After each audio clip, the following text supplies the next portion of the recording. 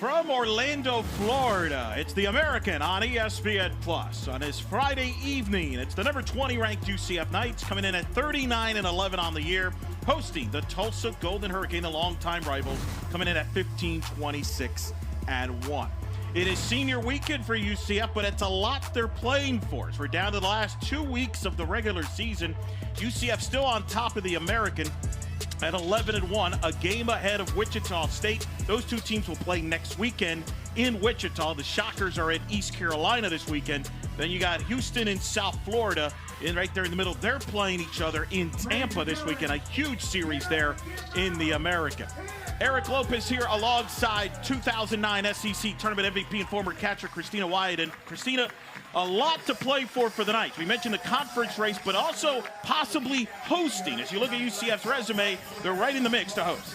These UCF Knights are battle-tested. They've been successful all year, especially in conference, but they've got to take care of business here tonight and this weekend. And that's going to be a key factor as we get down the stretch here, is taking care of games like this weekend against a scrappy young Tulsa team that's led by Kylie Norwood at the top of the order. They're a young team with Christy Strimple, but they feel they're going to be peaking at the right time. As you look at Gianna Mancha will get the ball here for the Knights. That's why I think Coach Bumalone's going to her ace here on senior weekend. No doubt about it. When you want to win a ball game, Mancha is in the circle. And here tonight, you're going to see her good stuff. She's going to mix a lot of pitches. She's got a rise, curve, drop, and a screw. And the key to her success is working ahead of hitters. There you see Kylie Norwood, the senior. She sets the tone for this Tulsa offense, a young offense, but as a senior, she sets the tone. Yeah, Coach Strimple talked about maybe a slow start for Norwood, but she picked up after the first month, and she has been so successful and sets the tone for Tulsa. And of course, this will be the first of a 3-game series. It's the first time Tulsa has played here since 2018. In fact, Tulsa won the series last year 2 out of 3 against the Knights. So these two teams have gone back and forth. Tulsa leads the all-time series, and this goes way back to Conference USA in 2006. Glad you could join us here wherever you are tonight here on ESPN Plus as you look at the defense for the Knights.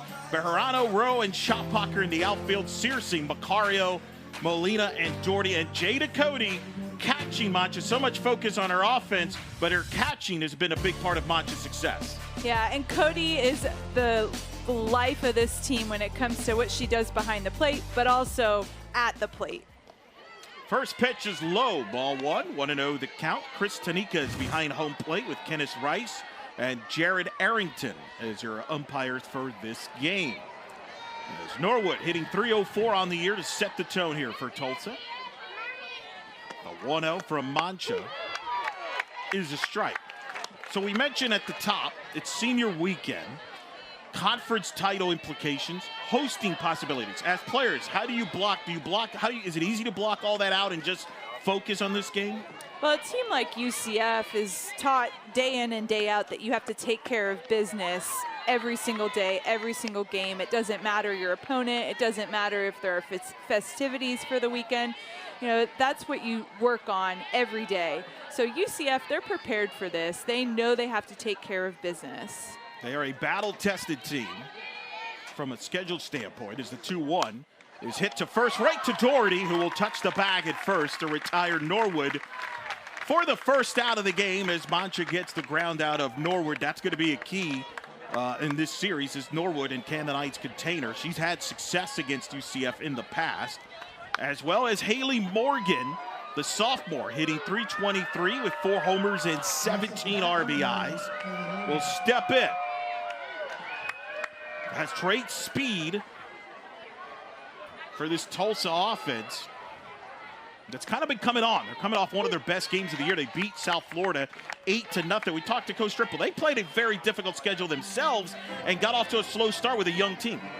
Yeah, this Tulsa team, when you look at their record, they could be a little bit unassuming, but they've played some tight games and just been on the wrong end of a few ball games that are decided by 1 or 2 runs. Count as a ball and a strike. Very tough schedule, of course. When you're in the state of Oklahoma, you're playing the Oklahoma schools, but they have challenged themselves. It's a young team this year, one of the younger teams, and they've kind of been learning on the fly. Coach Strimple young head coach herself.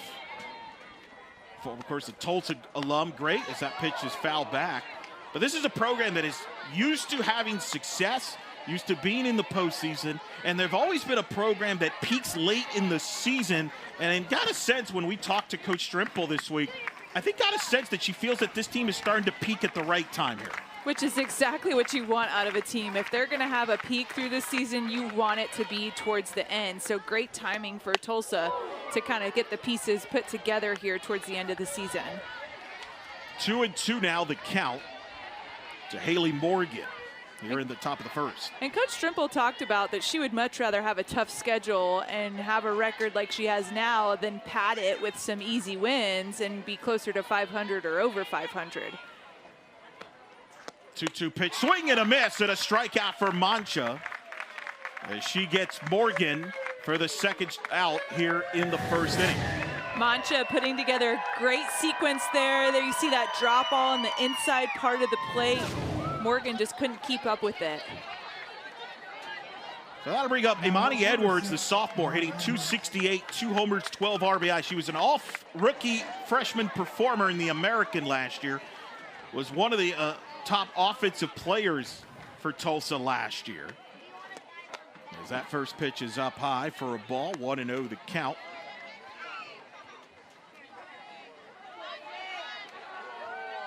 First, you look at this Tulsa lineup.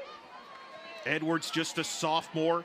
Skaggs a freshman is over there at third base for them. Freshmen and sophomores in the outfield. As the 1-0 is fouled back.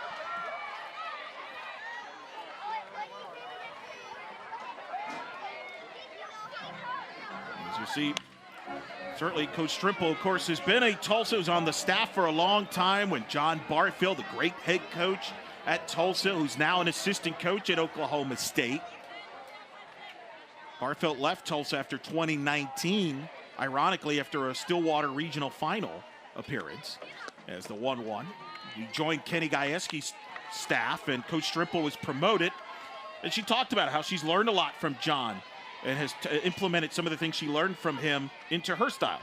And I think that's pretty common. Even as a player, you'll implement things from a coach that you played for, but especially when you coach under a successful head coach, you're going to take a lot of the things you learned from them. That pitch is fouled off the foot, and the count is 2-2. She mentioned that Barfield was always a calm, everything kind of, there's a, not to panic early, to always have that patience with players.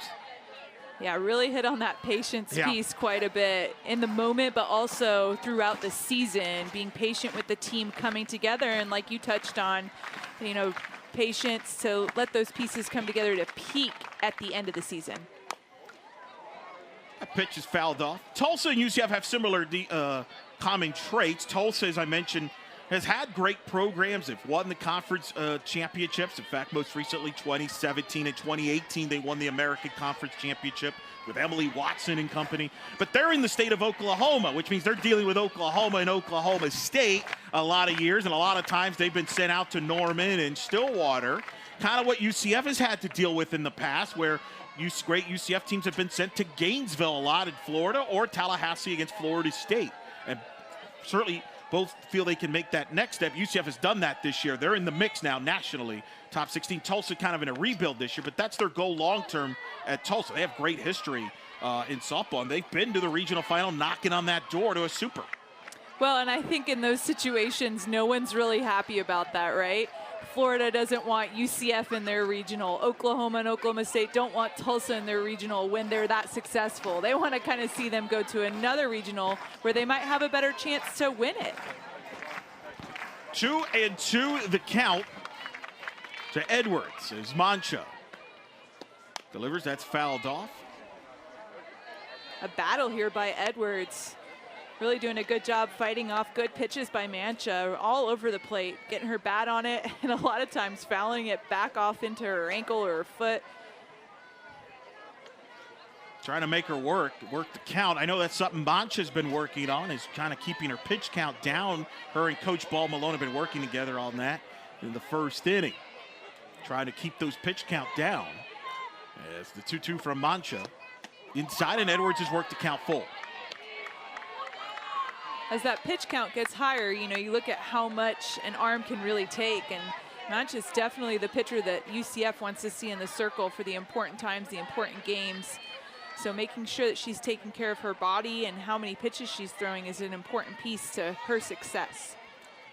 The 3-2. That is popped up to second. Molina under it, makes the catch to retire the side. We head to the bottom of the first. Number 20, UCF will come to the plate. We appreciate you tuning in on the American on ESPN+.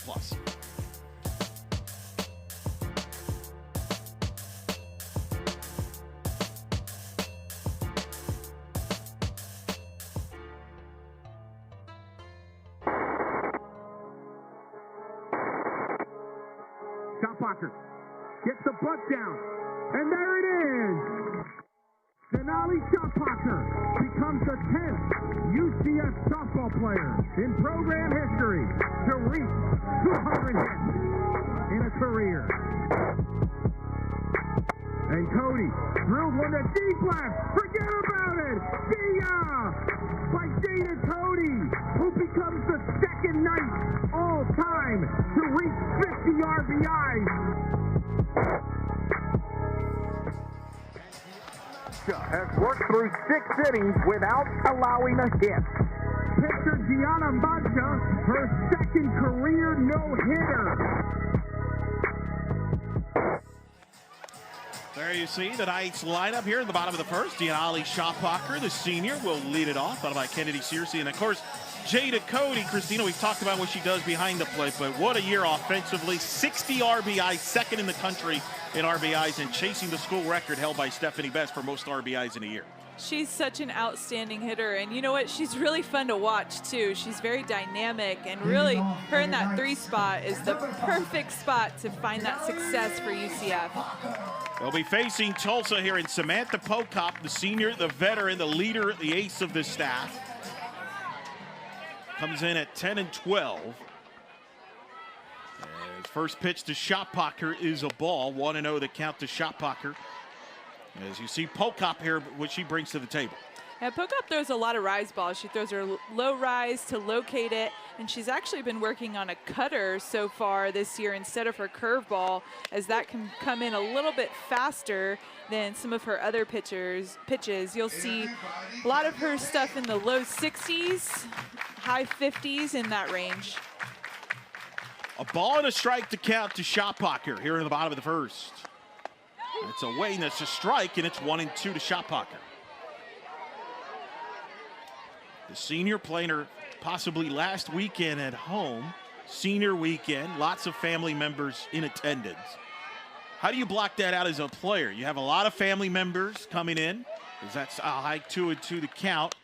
So there's going to be a lot of festivities around you. How do you block that out as a player? So you look at left field, a lot of people there, a lot of the Shotbacher family members. They've been hanging out in that left field lounge throughout the year. You know, I think the hardest part is probably just trying to stay in the moment when you know this might be your last weekend on your home field. That can be tough. Here's a liner to left, and the catch is made by Wood, who makes a diving play. Celeste Wood makes a big play at left field for the first out of the ball game. And there you see the Tulsa defense. Wood with an incredible catch there in the outfield with Morgan and Verpaw. Skaggs, Edwards, Jones, and Norwood in the infield with Keith behind home plate. But what a play by Wood there. Yeah, Celeste Wood there. That's a tough read. That ball's hit hard. She does a good job getting down and making sure she gets a glove on it, because when you go down on your knees or you dive, you have to make sure you catch that ball. Kennedy Searcy now at the plate. Takes ball 1. Kennedy hitting .308. 6 homers, 26 RBIs. The Knights coming off winning 2 out of 3 at Houston. Started 11-0 in conference play. Best record ever by any UCF team in conference play. As the 1-0 to Kennedy is ball 2. But a heartbreaking loss on Sunday where UCF lost to Houston 9-8 in a wild game where the wind was blowing 15, 20 mile an hour out. So no lead was safe in that game. A tough loss for UCF, but a loss that could prove to be something to refocus a team, right? Can that be a positive, as strange as it sounds? Nobody ever wants to lose, but sometimes a result like that, or a game as heartbreaking as that was for UCF, can refocus this group. They can refocus and they can learn from it. They can use those moments that were tough to build on and to use towards the end of the season when you might be in a lose or go home situation. Kennedy draws a 4-pitch walk here with 1 out. There's 1 on, 1 out. That'll bring up Jada Cody to the plate. Hitting .344, 11 homers, 60 RBIs. I mentioned that Sunday game. Cody hit a 3-run homer to get to 60 RBIs, joining UCF Hall of Famer Stephanie Best as the only 2 players in the history of this program in 20 years to get 60 or more RBIs in a year. As she takes the strike, she's currently tied for the second most with Stephanie Best's senior year in 05 with 60. Stephanie Best's sophomore year in 03 has the record at 66. Those amazing numbers. Stephanie Best just all over those record books. Bittersweet for her, but great for the program to start getting some new faces in the record books. Well, Cody did, in fact, with all the success she's had, she's gotten a lot of media opportunities. No different this week. She did an interview with a Sons of UCF podcast show. As that one hits Cody, and she will reach, but she mentioned that Stephanie Best reached out to her when she got to 50 RBIs and told her, I want you to break that record. I'm rooting for you. And that's been the case. Stephanie's been on there as well and really supporting Jada. They know each other well. Jada's worked at her facilities at Pro Swings. I love that. I love that Stephanie Best is all about her records being broken, because at the end of the day, that means the program is growing and it's going in the right direction to continue success. Here comes Shannon Doherty to the plate now with 2 on and 1 out. Shannon hitting .295 on the year with 5 homers, 28 RBIs. It's kind of scuffled a bit recently, but you know her well. Everybody got to know her very well. Opening night when she hit the walk-off homer against Georgia in the bottom of the 8th. Hit the walk-off homer a few weeks later here against Ole Miss. And, of course, had an RBI walk-off double against Virginia Tech a few weeks back, which was huge. As mentioned, part of that resume. She's as clutch as it gets for this program. The heart of the team, says Sydney Ball Malone, the head coach of Shannon. Yeah, when you have a player that can come up clutch in those huge moments. I mean, I remember watching her hit that home run against Georgia in the opening game for all of softball in D1. And that ball was crushed, so no doubter. She dropped her bat. She knew it. A big moment, a great start for UCF. And she hits one to left, but the wind is going to knock it down as that ball is caught by Wood. And it's a fly out as the wind kind of blowing in here at the start of this game caught that one from Doherty, and it's a big fly out.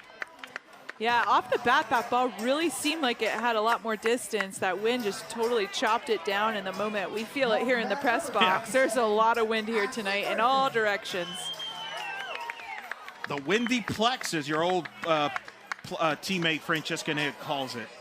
It tends to be that way, and that one, it kind of, Doherty was a bit of a victim on that. So now Ashley Griffin, the freshman to step in out of Georgia, takes ball 1, 1-0 the count to Ashley Griffin. The big Braves fan is Griffin. 283 average, 3 homers, 27 RBIs. The 1-0 is up high too, and of course she's got a big responsibility hitting behind Cody and Doherty. Teams have been going after her more, and she's made pitchers pay over the last couple of months. Well, and that's why she's in that spot, because she can handle it. This is a situation here for UCF where Griffin really wants to try and get at least 1 across the board to get them scoring early in the game. There's a strike. A count is 2-1. Got off to a slow start the first month of the year, as any freshman would, getting used to Division I pitching, but has blossomed over the last couple of months. Highly touted catcher coming in. And she takes there for a ball, and it's 3-1. A great hitter's count here for Griffin. She's really going to dig her feet in and look for something that she can drive. Tough pitch here for Pochop. 3-1 pitch. Griffin pops it up in the air, foul territory. The wind playing havoc And the ball drops as the player, Edwards, ran into the umpire, Jared Arrington, at third. But there's another example of the wind kind of playing a factor there with Tulsa defensively. You see this ball popped up. It looks routine, but first you see that Skaggs might try to go for it, and then Edwards is trying to, and you can see that collision. Really no chance after she makes contact with the umpire. Yeah, and Christy Schrimpel frustrated because I think she felt like the umpire was not in the, I guess, proper position there, or felt that if Edwards got that path there, she might have had a chance with the ball, but who knows? I mean, it's one of those kind of fluky things that happen. I agree with you, and really off the bat, it didn't seem like a ball that Edwards would try to get. It seemed like a routine play for Skaggs. So the count is 3-2 to Griffin, 2 on, 2 outs here in the first. Big spot here early with Pocop, the senior, against Griffin, the freshman. Payoff pitch. And Griffin lines one to center, but right at the center fielder, Morgan, who makes the catch and end the inning. Knights straying 2, and at the end of 1 here in Orlando, no score between Tulsa and UCF.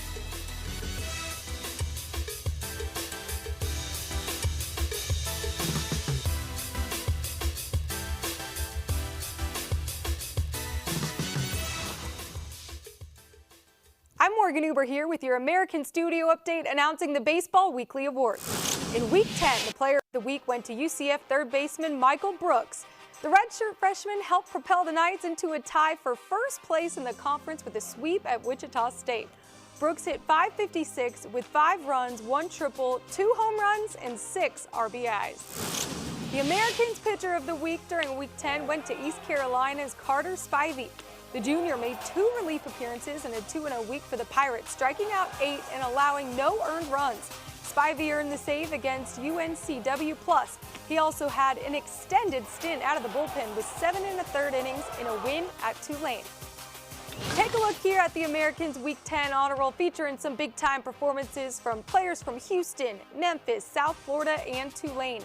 Jackson Lynn had a big week for the Green Wave, positioning his team atop the conference standings in a 3-way tie for first after a series win against East Carolina.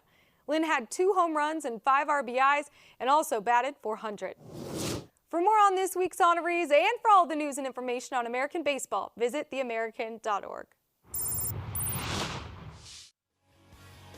Tomorrow, the Knights baseball team return to action for round 2 against the Tulane Green Wave. Join us at John Juliano Park, or tune in live to ESPN Plus for all the coverage. A huge baseball weekend. Greg Lovelady and the Knights tied for first in the American with Tulane and East Carolina in a 3-way tie for first. So a big series across the street over at John Juliano Park. Big series here with softball in first place, up a game on Wichita State coming into the weekend. Wichita State on the road at East Carolina. UCF, one of the few schools in the country that is in first place in baseball and softball in their conference. So part of the banner year. So another busy weekend. Here at the top of the second, Bear Paw to lead it off here for Tulsa against Mancha. There's a strike, and the count is 0-1 to Bear Paw here, who will lead it off for Tulsa here in the second inning. Knights had a couple on in the first, did not score. First, Gianna Mancha, the ace. It's the 0-1 pitch, low for a ball. Came over from Boise State, the story well known. Sydney Ball Malone has known her since she was in 8th to 10th grade.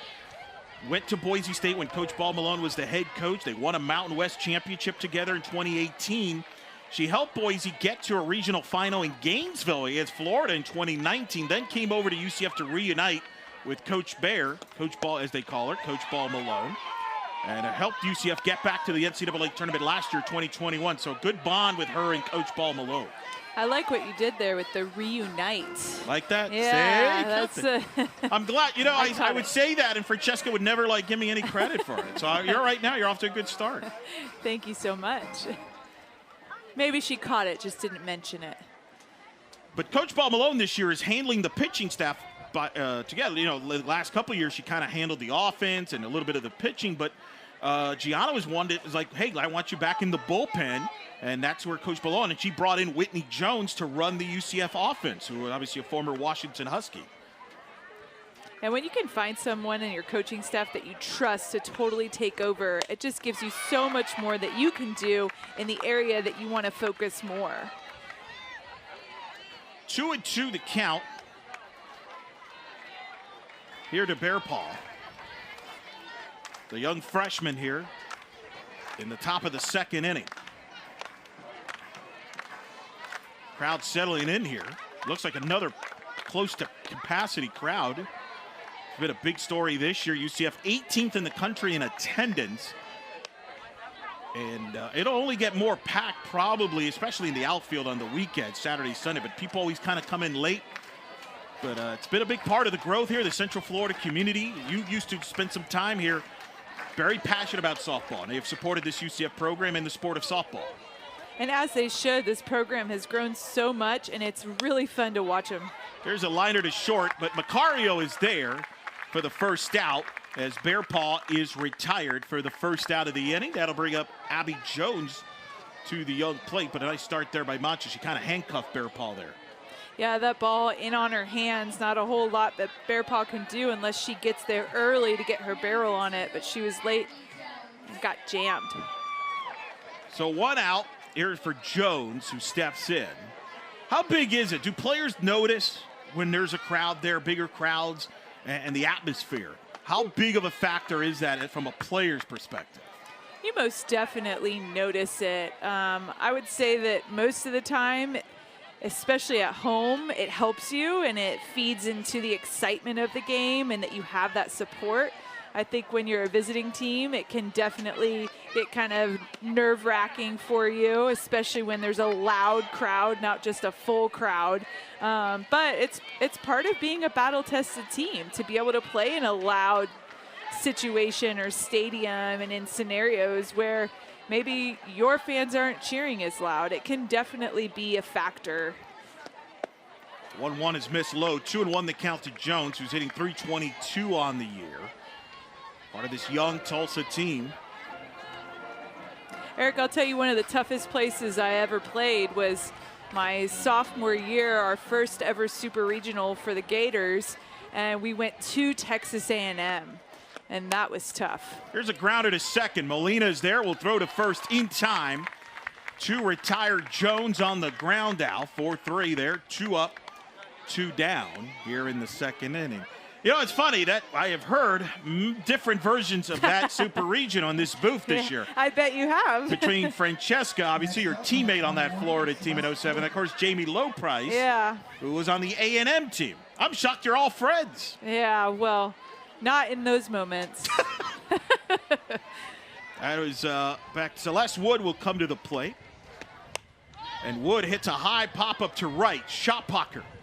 Under it, makes the catch, and an easy 1-2-3 inning for Mancha and the Knights here in the second. We head to the home half of the second. No score from Orlando.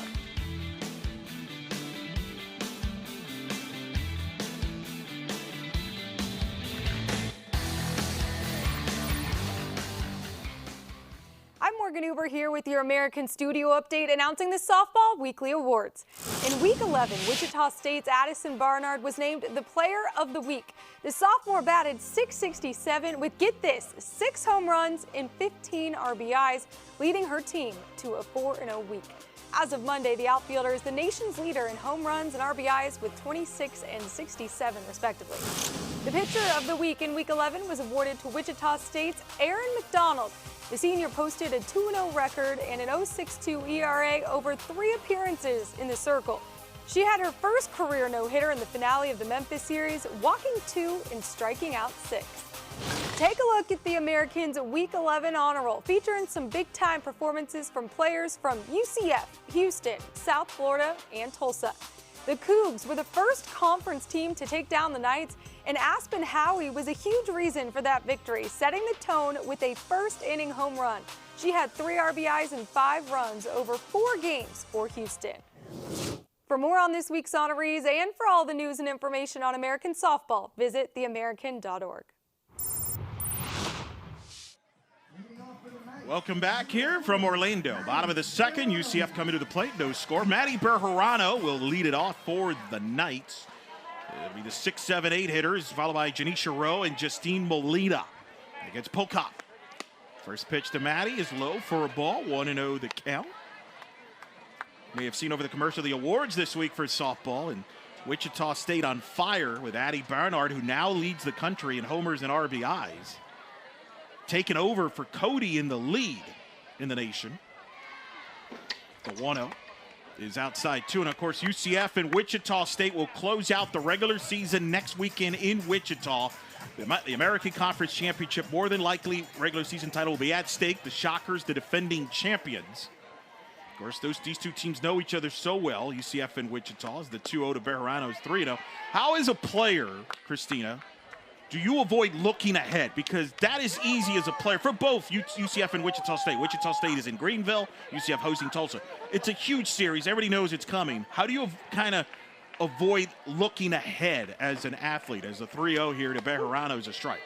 Well, coming into the season, there's no doubt that there are certain games you kind of circle on the schedule, but this is definitely developed into this. The conference season is going to be on the line that weekend. So you're right, it's hard not to look forward to that. But any great player knows you have to take care of business every single game. Bejarano tries the bunt, but Pocop throws the first, and a nice scoop there by Norwood to get the out. Good defense by Tulsa to get the first out there and get Bejarano. As a nice scoop by Norwood there on the throw from Pocop. Really the only chance to get Bejarano out on this. It's a great bunt. That scoop over there at first, has a close play, but trying to get rid of that ball as quickly as possible to get the speedy Bejarano. So now Janisha Rowe at the plate. The swing slaps it foul down to third base. Of course, the Knights and the Shockers. It was the Shockers that won the regular season title last year, in part because UCF knocked off South Florida in the final weekend of the regular season, 3 out of 4. The two teams played for the championship in the tournament in Tulsa. Wichita State won the conference title game against UCF coming from behind. The 0-1 to Rowe is up high for a ball. It's been a goal in turn of all these players. They've talked about winning that conference title. Denali Schapacher said she came back her extra year to get that conference title, get a taste of that after being so close last year. Yeah, and even though the conference is going to be on the line next weekend, I think the rivalry will add to it. Rowe grounds out to Edwards, who makes the play. 2 up, 2 down here in the second quickly here. You talk about two things that make a softball game exciting, and that's how competitive it is. And if there is a rivalry, I mean, sometimes you can have teams who aren't as competitive. If there is a rivalry, it becomes an exciting game. But it sounds like with the history between UCF and Wichita State, it's going to make for quite a weekend. Yeah, it was wild last year. Of course, the Shockers, another good season there. Among the best in the country offensively. Of course, they're at East Carolina. They got the same thing. They got to travel to East Carolina. Shane Winkler in his first year there at ECU. So kind of a pressure for both sides here to hold serve, if you will, and not let up any ground on either side. And certainly Tulsa and East Carolina would be more than happy to be spoilers, which they have had a history of being spoilers before. As the 0-1. Molina hits one to right. Ball is carrying a little bit, but the catch is made by Bearpaw. And a quick 1-2-3 inning for Pocop and the Golden Hurricane here in the second. We're through 2 in Orlando. Still no score.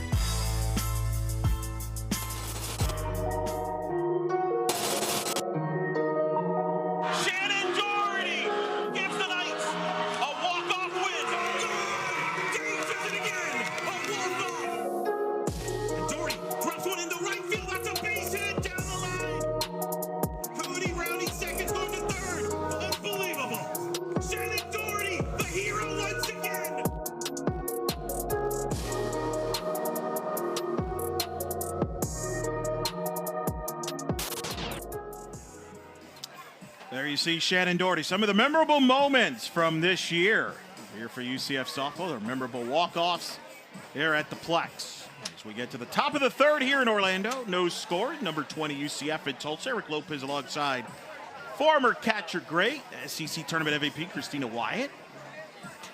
As UCF at Tulsa meeting again with Tulsa with the all-time lead, and they've won. Again, have had good success. This has been a rivalry that's been kind of dominated by the home teams particularly, but Tulsa's had a ton of success against UCF over the years, including the last couple of years. Of course, I don't know, does that matter, though? Does that matter to these players? That probably helps more for Tulsa from a confidence standpoint, right? Yeah, I think that anytime you have a team that's beat you before, you remember that. So I definitely think that UCF wants to take care of business in this series in a lot of ways. Of course, these two programs, is Riley Keith at the plate, takes a strike there, 0-1 the count, have played for championships. Their most memorable meeting came in this field in 2015 in the American Conference Championship game, won by UCF, 1-0 on a walk-off homer by Samantha McCloskey in the bottom of the seventh off Caitlin Sill. Knights would go on to win 50 wins that year, but they didn't host. They thought they had a shot to host a regional that year. They did not. They were sent to Tallahassee. The 1-1. Keith swings, fouls it off. In 2016 in Tulsa, Tulsa knocked off UCF in the semifinals of the American Conference Championship. They beat Shelby Turnier for the first time ever. Tulsa would go on to win the conference championship over South Florida and get into the NCAA tournament. So these two programs have always crossed paths in postseason. And might again in a couple of weeks in Greenville. You never know.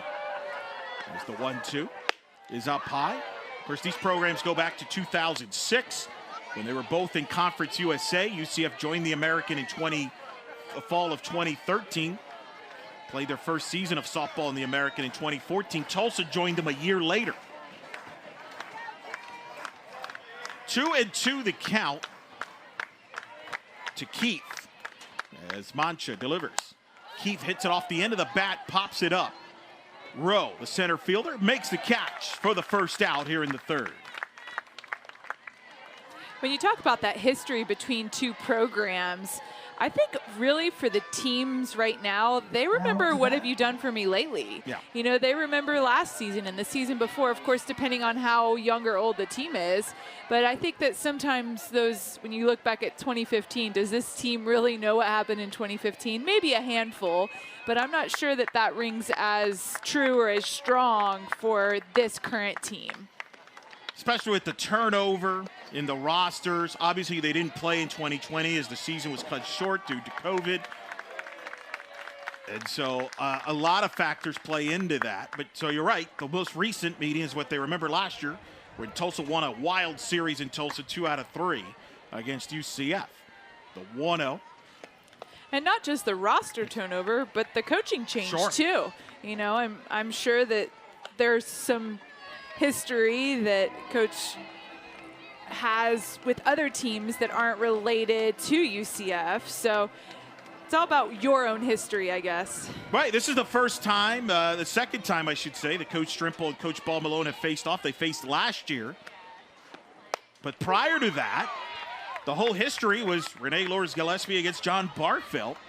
And like you said, like Amy Krager, people may, not part of Lacey Middlebrooks and Jill Barrett. I mean, a lot of great players over the years, but that was in the past. It's about the now.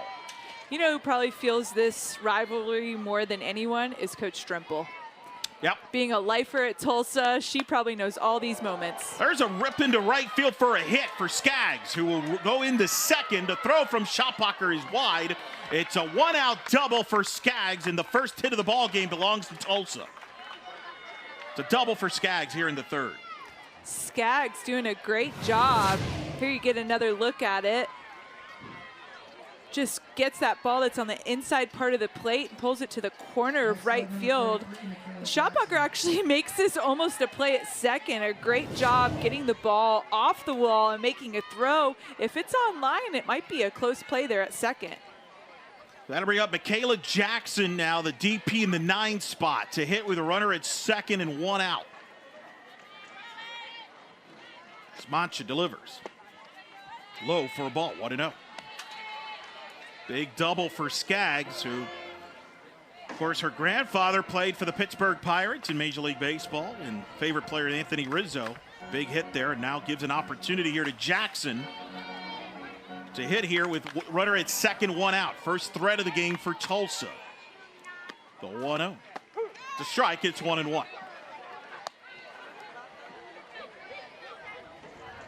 So we got a ball and a strike here in the third.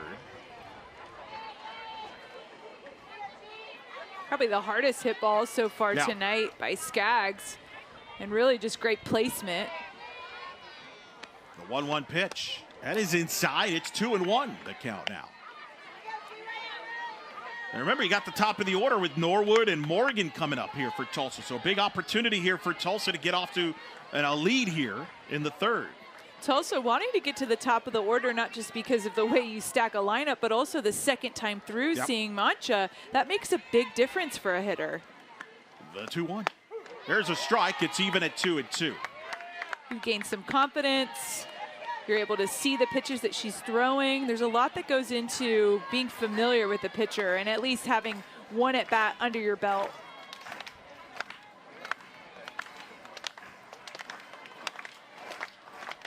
The 2-2 pitch from Mancha. Called ball 3. 3-2 now the counts. Mancha wanted that. See the way she reacted after that call of a ball from home plate umpire. Trying to work the corners, and she thought she had that corner. Payoff pitch. Fouled off. And a good battle here with Jackson to stay alive there.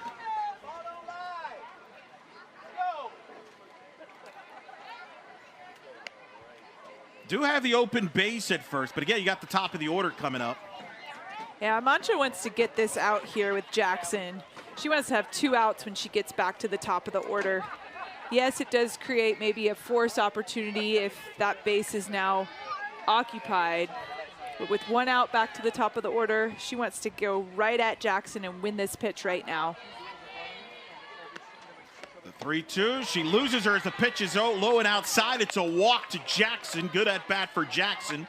And it's 2 on, 1 out with the top of the order and Norwood coming to the plate. A very good at bat by Jackson, battling through and being able to take a pitch that's close, but just outside of the zone for home plate umpire. And so now Norwood to the plate. They're going to go with a pinch runner over at first base. Looks like Callie Davis will be the pinch runner over at first base. And a big opportunity for Tulsa here on a double and a walk in the inning. When we talked to Coach Strimple this week, she talked about her offense kind of having a pass the bat mentality where a little bit scrappy, maybe they don't have the best numbers. But here you are, the bottom of the lineup really coming through the first time through the lineup for Tulsa, giving them a great opportunity to score and to score first against UCF, which may not have been the mentality coming in here or the expectation perhaps. Norwood at the plate as Mancha delivers first pitch, swing and a miss for the strike. I know Coach Triple told us she was confident. She liked how they were swinging their approach at the plate. Even against Georgina Korick, they played a 2-game series against South Florida last weekend at home. They couldn't play the 3rd game due to weather. They split the series, but even in the loss, she thought she had good at-bats against Korick, and they lost that one 2-1, but then they really took advantage in the 2nd game when Korick didn't pitch, and they won that. She just felt good about the way they were their approach at the plate. Well, and if your offense has a good approach against Korick, you've got a great chance to beat some good pitchers because she's a veteran. She's a great pitcher. A ball and a strike to count to Norwood, who grounded out to first back in the 1st inning. Mancha here, the 1-1. You know, as a hitter, when you have good at-bats against a pitcher like Korick, you can build confidence even in a loss. So I imagine that these Tulsa hitters learn from that experience and are trying to use those good at-bats against every pitcher that they face since that game. 2-1 the count to Norwood. Here with 2 on, 1 out. Swing and a miss, and the count is even at 2-2. Some big swings by Norwood so far in this at-bat. She knows that what this moment is for this game, trying to get on top. These two know each other very well here through conference battles. Mancha and Norwood. There's the 2-2. Fouled off again. Got Skaggs at second, Davis at first. A double and a walk in the inning. We got one out here in the third.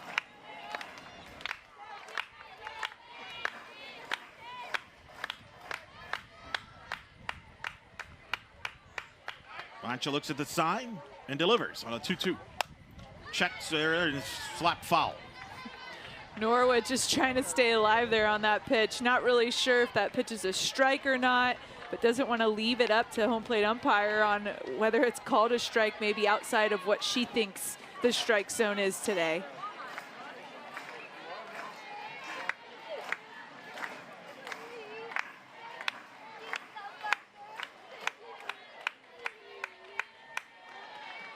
Two pitch. Popped up, foul again. Does your hitting approach change with 2 strikes? Most of the time, most hitters, they're going to change their approach. I think it depends on how good of a hitter you are with 2 strikes. If you're able to take pitches that are out of the zone, but sometimes could be tempting. If you have a good eye, I think that most of the time your approach stays the same. If you don't, then maybe you shorten up your swing a little bit. 2-2 pitch. Got her. Big strikeout for Mancha, her second, as she gets Norwood for the second out here in the third. She challenged her upstairs, and Norwood couldn't catch up with her. Mancha really working away here to Norwood, and she stays away, but she shows that rise ball, and Norwood wasn't able to keep up with it or lay off of it. So that'll bring up Haley Morgan to the plate. Struck out back in the first. 323 hitter, steps in with 2 on, 2 out. First pitch. It's a strike, 0-1 to count to Morgan, who wants to be a nurse after her softball career ends. She's been playing softball since she was 7 years old. No balls in, a strike here against Mancha. And it's foul tipped, and it's 0-2. You see Mancha going that low inside part of the plate, exactly where she struck Morgan out last time. So let's see what she does here when she's ahead in the count, when she's already got a strikeout against Morgan under her belt.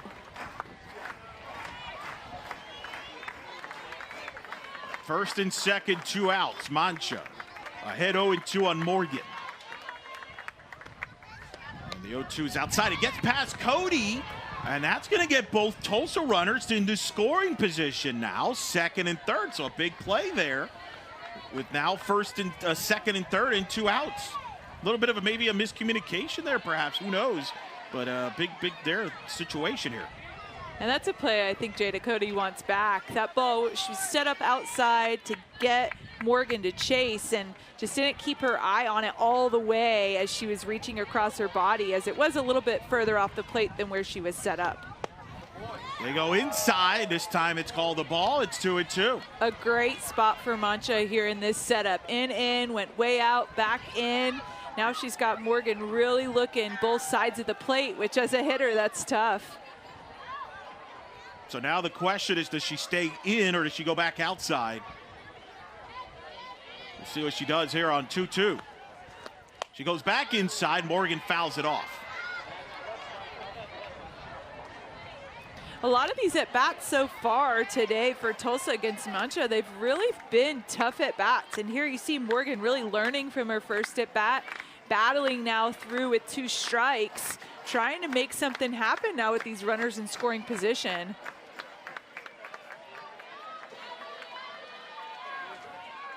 Two, fouled off again. Yeah, they've done a nice job making Mancha work here, fouling pitches off. We could see what Coach Strimple was talking about, though. You could sense the confidence them at the plate, right? They don't see, they have this confidence that maybe they didn't have early in the year, and that's part of the growth when you have a young team.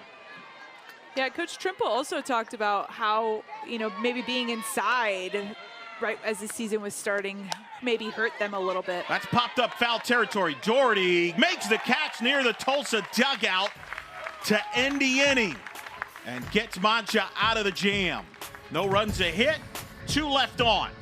We head to the bottom of the third. Still no score between UCF and Tulsa.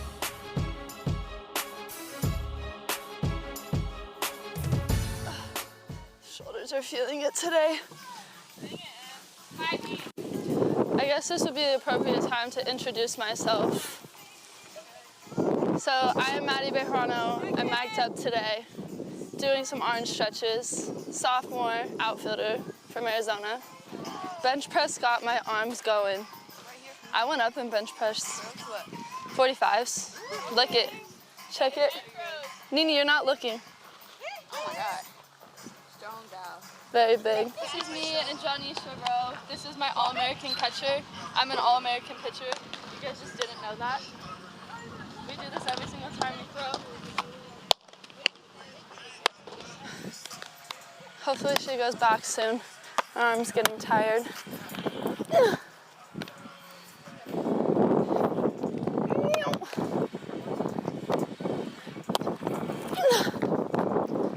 Sorry.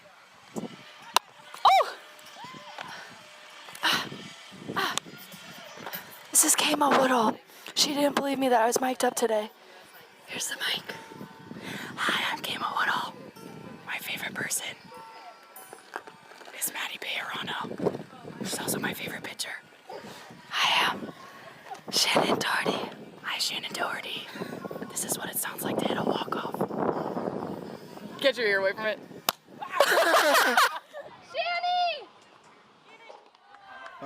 Michaela Macario to lead it off here for the Knights. Here at the bottom of the third against Pocock. Takes a strike, 0-1 the count. Macario hitting .314 on the year for the young freshman out of California. She'll be followed by Shoppacher and Searcy. 9-1-2 in the Knights lineup. No runs, a hit, no errors for Tulsa. No runs, no hits, no errors for UCF as they still look for their first hit of the game as Macario takes up high for a ball. 1-1 the count. I could tell you were smiling during that break there. They were showing behind the scenes. Maddie Bejarano mic'd up during a practice there, warming up. I love that. I love seeing their personalities and being able to goof off a little bit while they're warming up because a lot of times it's business. The 1-1 is low. 2-1 now. The count to Macario. What have you seen so far from Pocock here in the first couple innings against UCF? You know what? After that walk and the hit by pitch in the first inning, besides those miscues, she has done a great job of working all around the plate and keeping these UCF hitters on their toes and not really able to square up many balls. Now, I think the wind has played a factor in a couple of the balls that were hit, but really doing a great job. And Coach Strimple really talked about how she's a student of the game and really wants to know about all the hitters she's going to face and really plays through these scouting reports. Well, she just walked Macario there to lead off the third as Macario works a 5-pitch walk. So the freshman gets on here to start the Knights' third inning and turn the lineup over now with Shoppacher. Not what Pocock wanted to do there to get back to the top of the order. Interesting to see what Coach Ball Malone lets Shoppacher do here. With Macario has good wheels, 17 steals on the year. Do you let her straight run? Do you bunt Shoppacher over? Shoppacher, of course, capable of bunting for a hit. She squares the bunt, popped it up in the air, and the catch is made by Skaggs. Not what the Knights wanted there, and there's a case where unable to execute on the bunt, and Macario has to stay at first.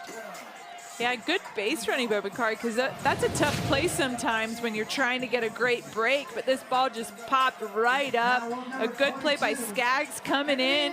Sometimes you can kind of trip on your feet on those as you're charging so hard, but a good break for Tulsa there. So now Searcy will come to the plate with Macario at first and one out. And she rips one into right. That will drop for a hit. Macario will hold at second as the throw kind of one-hops into third, but it was backed up by Skaggs. But the Knights have 2 on, 1 out here on the hit by Searcy. Seriously aggressive here coming after this first pitch and just barrels up a ball, pulling it to the right side of the field. Doing a good job trying to keep the momentum going and get some things going for UCF. But there's a case where the unable to get the bunt down and advancing the runner cost you there, because if you get the bunt down, advance the runner to second, perhaps Macario scores on that, or at least it's first and third. As it is, it's first and second for Jada Cody, who got hit by a pitch back in the first.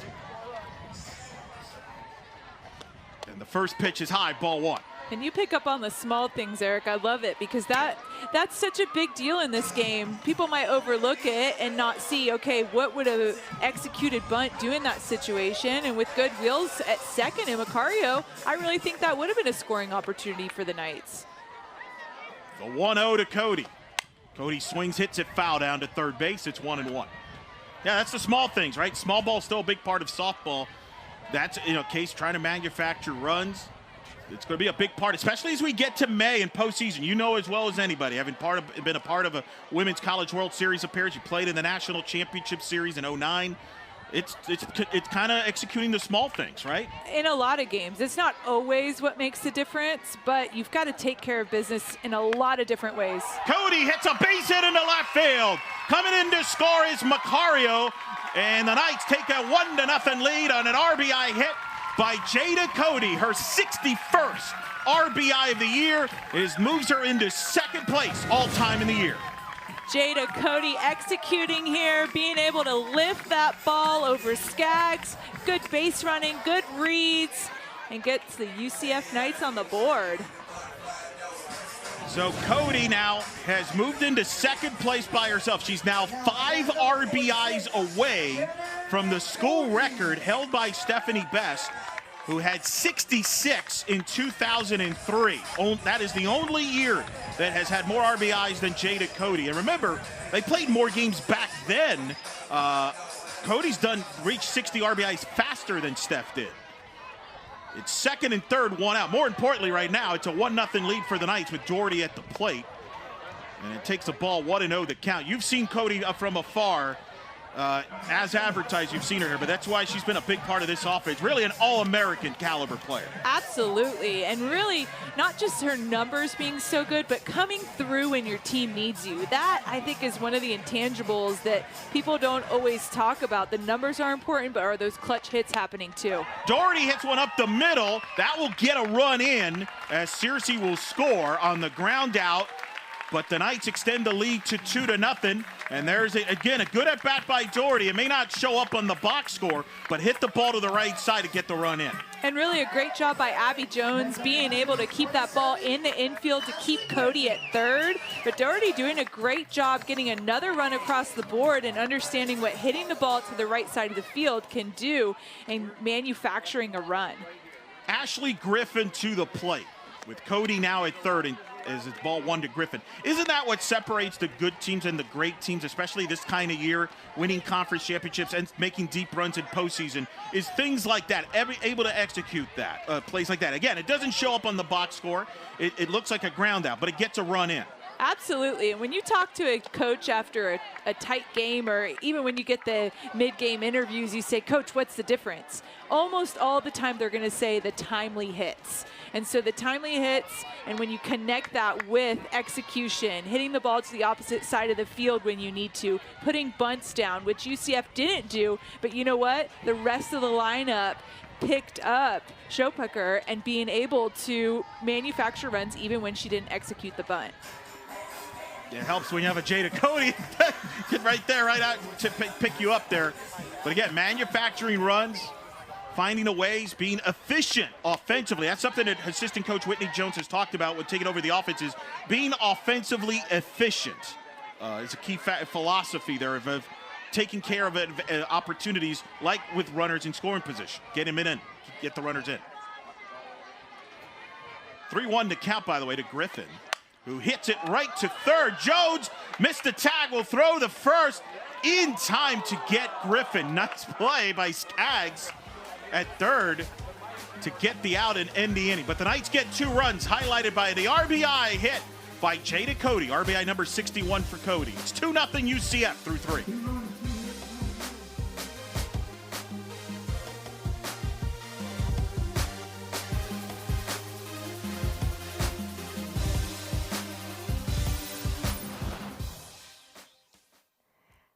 and welcome into the American Studios. I'm Morgan Uber here with your American Baseball Play of the Week.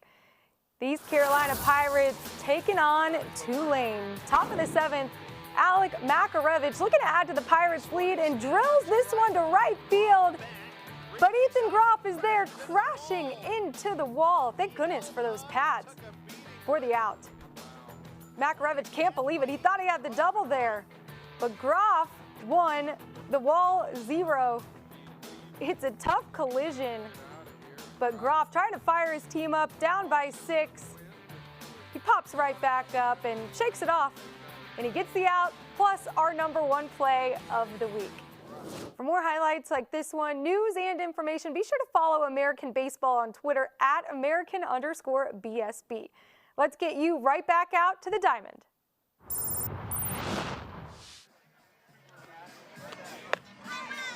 Welcome back here from Orlando. Watching the American on ESPN Plus, top of the 4th. Number 20 UCF with a 2-0 lead over Tulsa. And it'll be Edwards, Bearpaw, and Jones, the heart of the order for the Golden Hurricane. Here in the 4th against Gianna Mancha, who now has a 2-run lead to work with. And as a pitcher, you love that. You love being able to pitch with a lead, take a little bit more risks with your spots. But Edwards really had a great at-bat last time, so I'll be excited to see how she uses what she learned in her first at-bat to her advantage here, trying to get something started for Tulsa.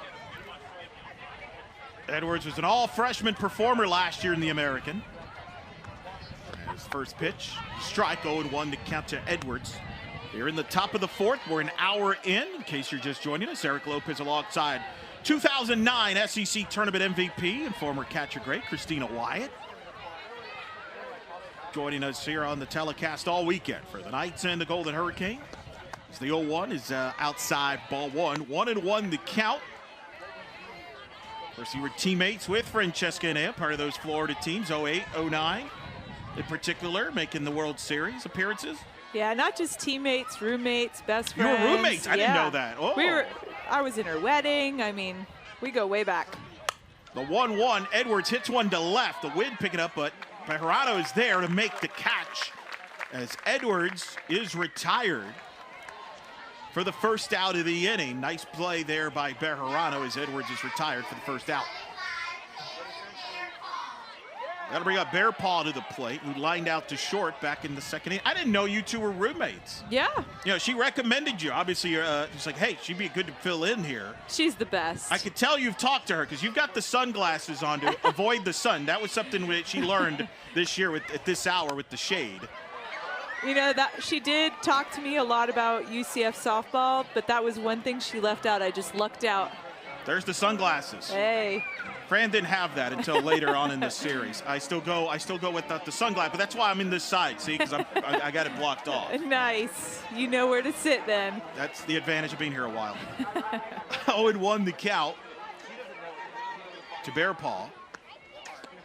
And a swing and a miss. A vicious swing there by Bearpaw, and the count is 0-2. Mancha showing off her rise ball above the hands there of Bearpaw, who was trying to send that one a long way. You could see by how aggressively she was swinging at that pitch. 0-2 the count.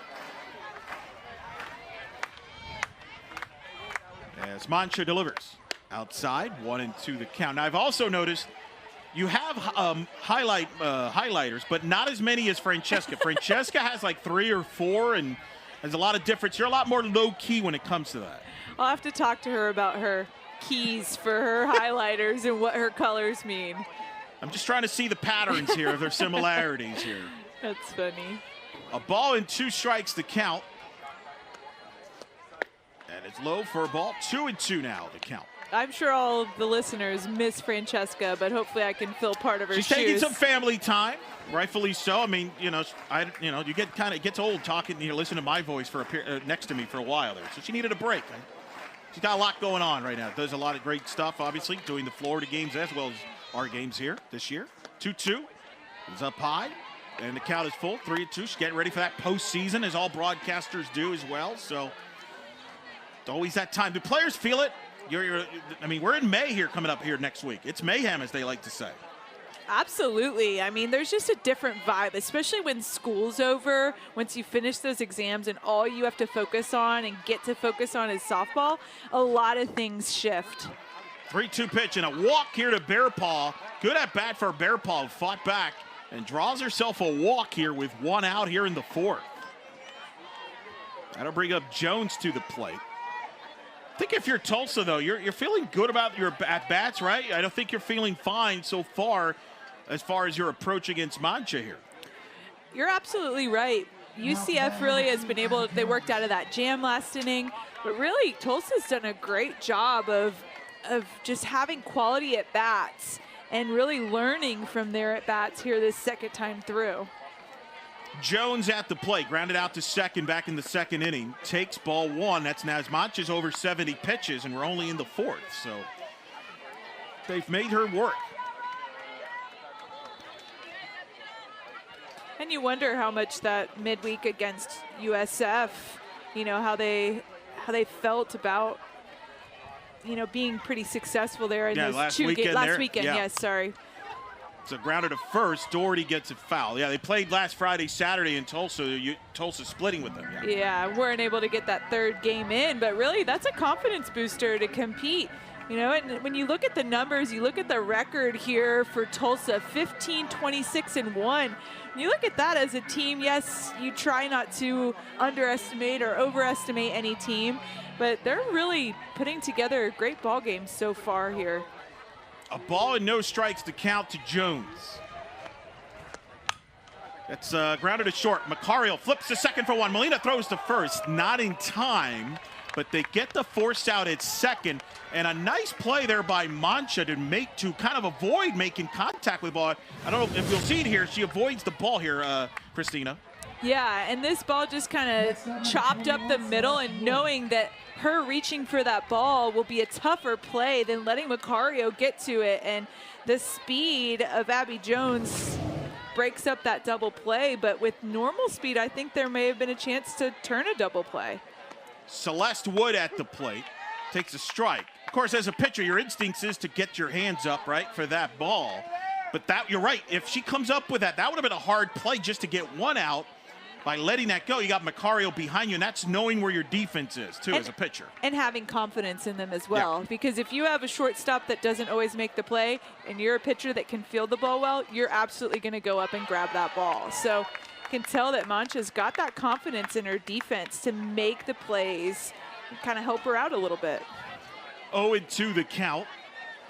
Here to Wood with 2 outs, runner at first here in the 4th.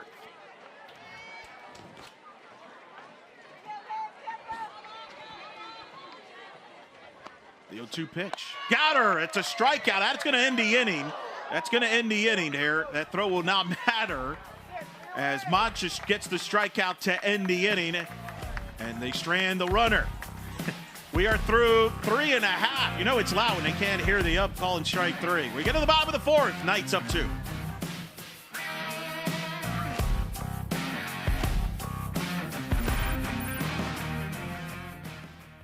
Hello and welcome into the American Studios. I'm Morgan Uber, and it's now time for your American Softball Play of the Week. Memphis at Wichita State, the Shockers up 5-0 in the bottom of the 2nd.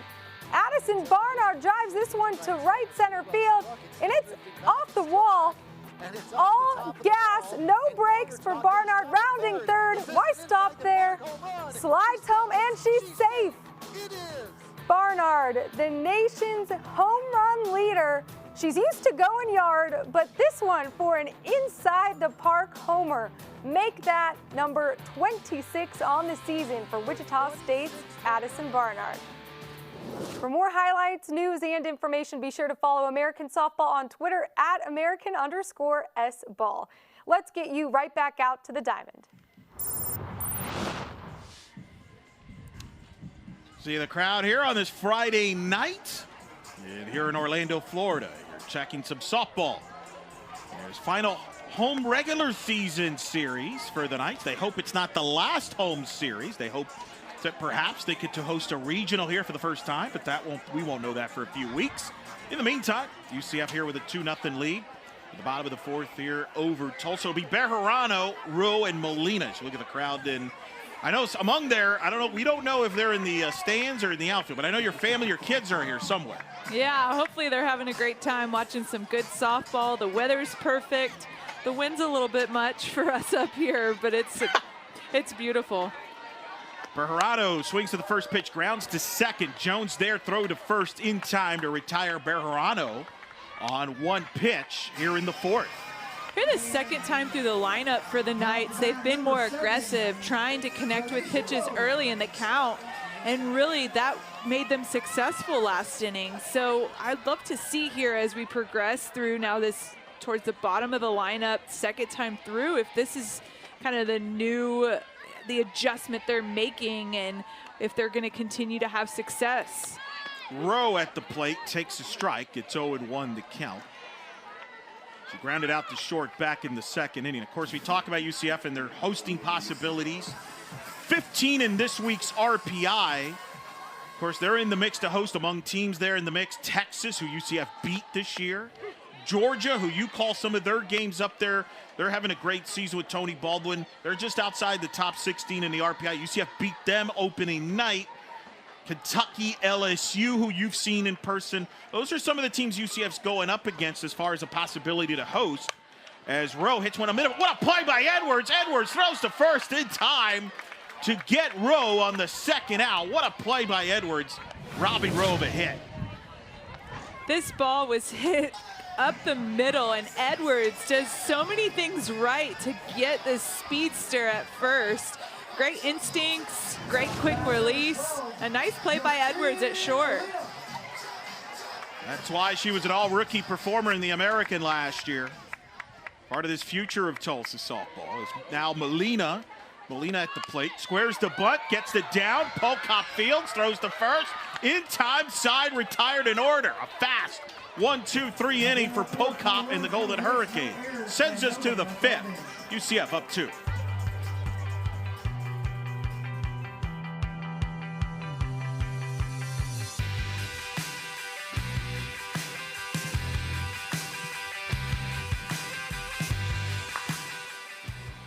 Oh boy, Johnny, good job. First base. Base runner's at first base today. If Russo gives fastball, then throw it to the plate. If he doesn't give anything, then pick it off at third base. How come this one you said you hit a pitch? Yo, he got off. That's Tom? Yeah, he was active. So you don't like pitch? You don't say that. You said that yesterday. You said, I don't like pitch. One. Careful, head on the swivel. If you had to, here's the choice.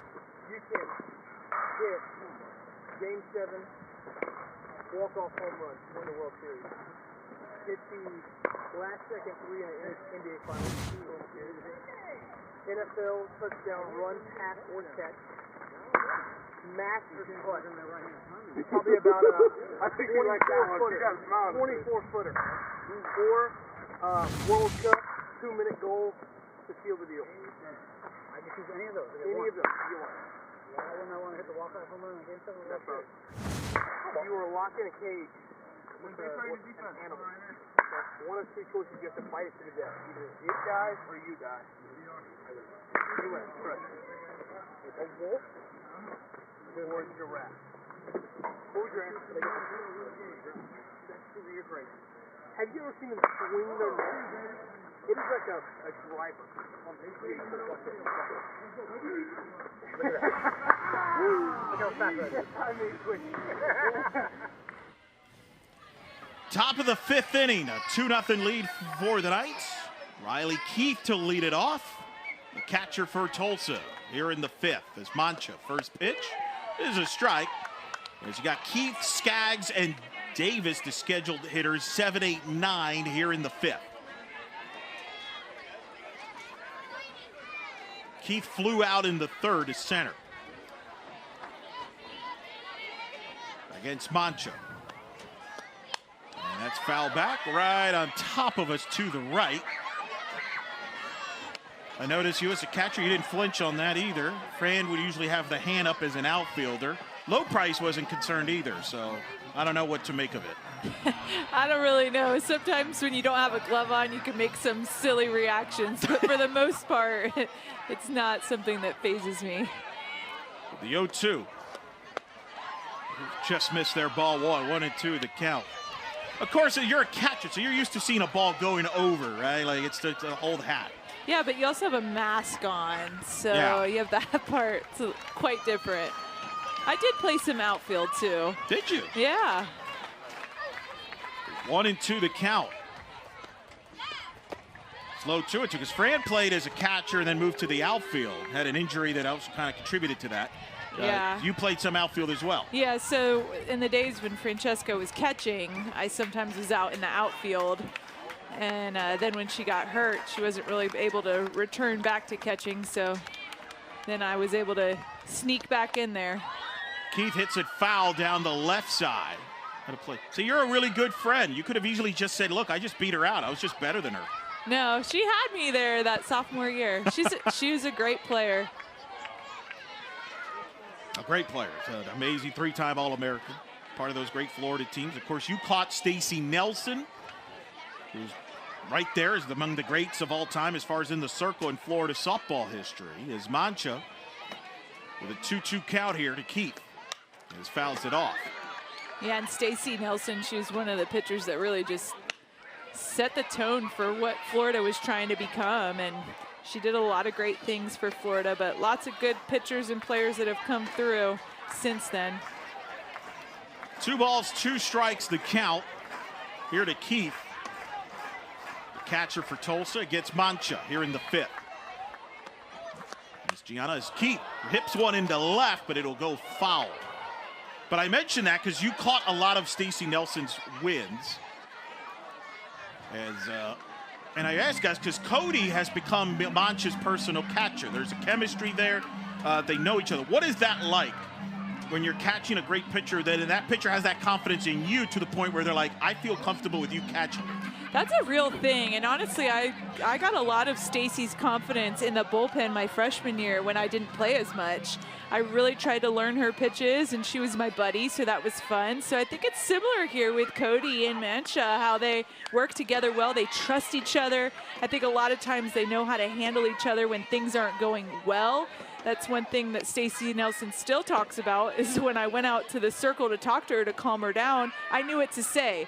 A lot of times it was to tell her a joke or maybe that something funny had happened, but that relationship is something that you build, and it helps you in those moments that are tight, that are tough, to rely on each other and to give a little bit more confidence to each other.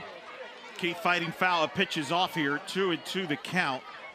And that's part of the relationship too, right? As a catcher, you're the person that has to be honest with the pitcher too, right? Well, honest, but you have to know your pitcher. Some pitchers can take the honesty a little bit better. Others need a little bit of sugar coating. So you just have to know how they're going to take it, how they're going to handle it. And really, I love that you like to talk about this because it's something that some girls don't ever hear about.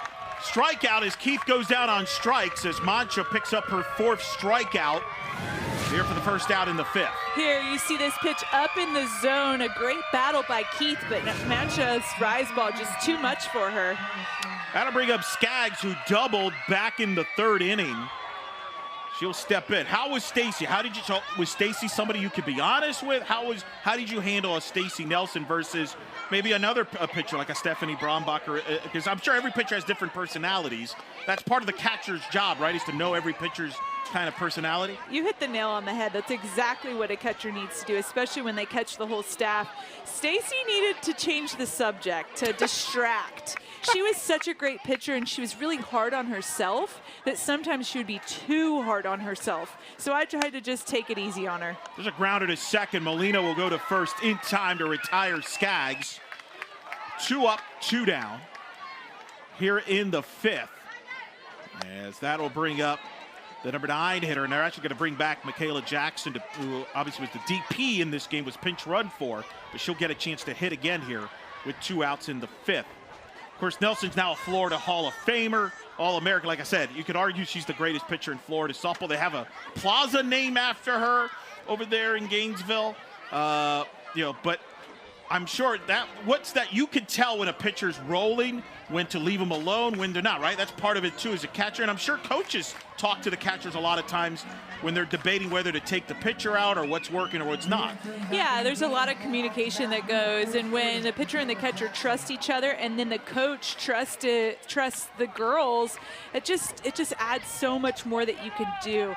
And when you talk about like that trust that they have with each other, when Stacy would shake off a pitch, I almost always knew what she actually wanted to throw. And so when a pitching coach gives your catcher the opportunity to call that pitch on her own, now it changes things a little bit because the pitcher can really command the pitches she wants to throw and have that confidence. So definitely a really fun part of the game that I probably miss the most, which is the relationships that you have with your teammates, but it's a really special bond when the catchers and pitchers have together.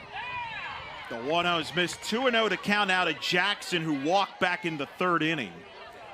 In there. One last thing about Stacy that I really loved about her was that she really appreciated the work that I did for her. You know, as a catcher, a lot of times you don't get the attention or the props for all those blocks and framing the pitches that aren't where they're supposed to be called. And she knew that, and she really did a great job of thanking me and being grateful and just being like, hey, we're working this together. So I really hope that Cody and Mancha have that same relationship, and that they can really just help their team that much more with what they do together, and that they're able to do more as a team than they could do apart. They absolutely have that tight bond. 2-2 now, the count to Jackson with 2 outs in the 5th. Of course, you were part of those teams with Nelson and faced Allison Kime, who you played travel ball with in the Tampa area. She's a UCF Hall of Famer, now commentator herself up in the Tampa area. And it was interesting because when she played here, she called the pitches. And her catcher was Lindsay Dean. She liked Dean because she can, Dean was the type that could lighten her up because Allison was very intense, as you know, very intense. So it was always an interesting dynamic there. Which plays a role in that catcher-pitcher relationship. Yeah, and that fascinates me that she called her own pitches. Did Nelson not? No. Our pitching coach called the pitches. Jen Rocha? Yes, exactly.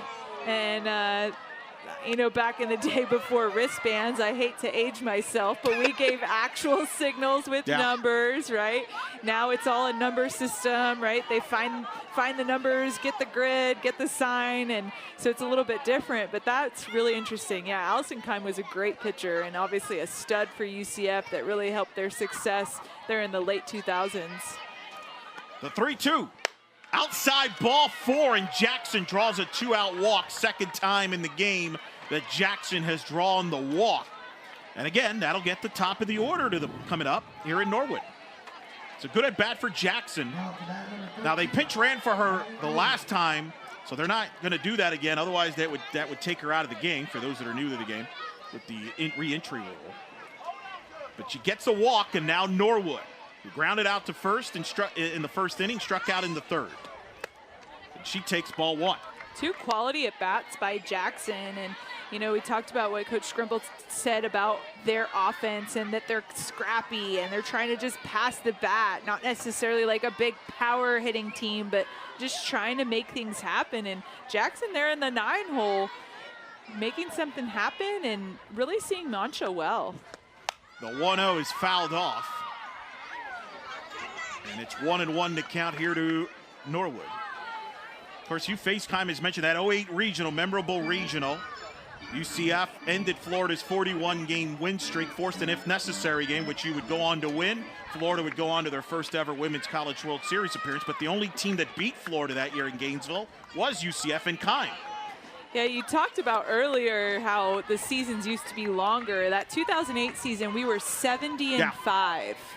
Right, so it was, which now we hold the record, that team with 70 wins, and it's crazy. The seasons aren't long enough to really ever catch that number. Very hard. But Allison Kime, I think if she could have pitched that second game and not got burned out, she had a chance of knocking us out. The swing and a miss. The count is 2-2. Right, because they played the doubleheader back then, so they had to play 30 minutes right after. The schedules are changed now to the point where there would be more recovery time to some extent in the regionals. You're right. If the regionals are like baseball and they're an extra day, maybe that could have been a different story. Although that Florida lineup was loaded, as you know, very well. 2-2. Strike three looking, frozen as Mancha gets her 5th strikeout and ends the 5th. Stranding one Tulsa base runner for the senior Mancha, making her own legacy in the black and gold. We head to the bottom of the 5th. UCF up 2.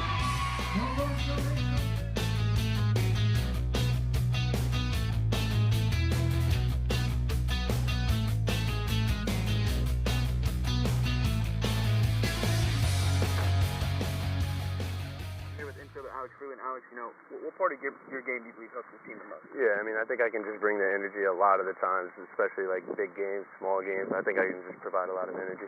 And what about this team do you believe is different from last year's team? Yeah, I mean, I believe obviously the season being a little bit different just because of COVID last year, I think this team has a really good team chemistry, so that's why we play so well together.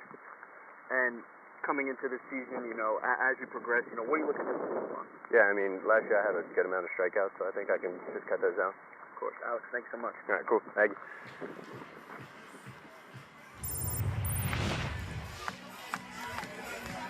Busy day on campus. Big baseball series going on across the street here at John Juliano Park. Tulane and UCF, the top two of the 3 teams tied for first in baseball in the American. And right now it's Tulane with a 1-0 lead in the top of the 6th over there in John Juliano Park. Here we're in the bottom of the 5th.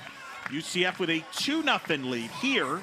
2 runs, 2 hits, no errors for UCF. No runs, 1 hit, no errors for Tulane. So pitching galore right now on campus. And Pocop's been a big part of that. She's pitched very well, had the 1 inning in the 3rd inning, but she's kept her team in it. She really has. She's done a great job mixing her pitches. And, Coach Stripple really talked about how she's a student of the game, and I think that's helped her here being effective against these UCF hitters. First pitch to Macario is a strike. It's 0-1 the count. As the count is 0-1. Macario, Shotpucker, and Searcy.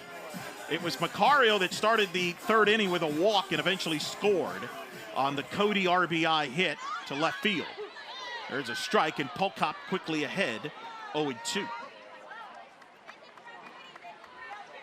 So 0-2 the count to Macario. A lot of times this 9-hole can be talked about as the second leadoff, and Macario really doing exactly that in her first at-bat.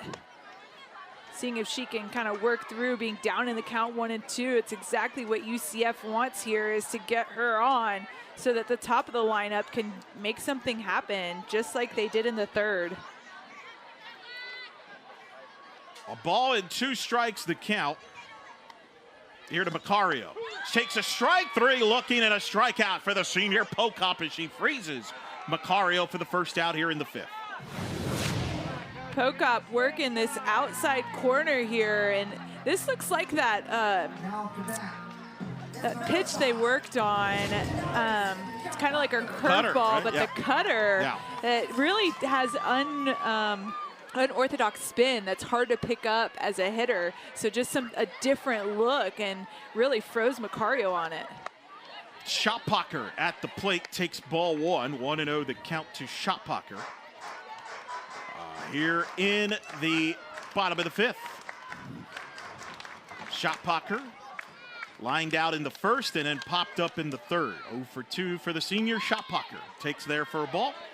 2-0 the count.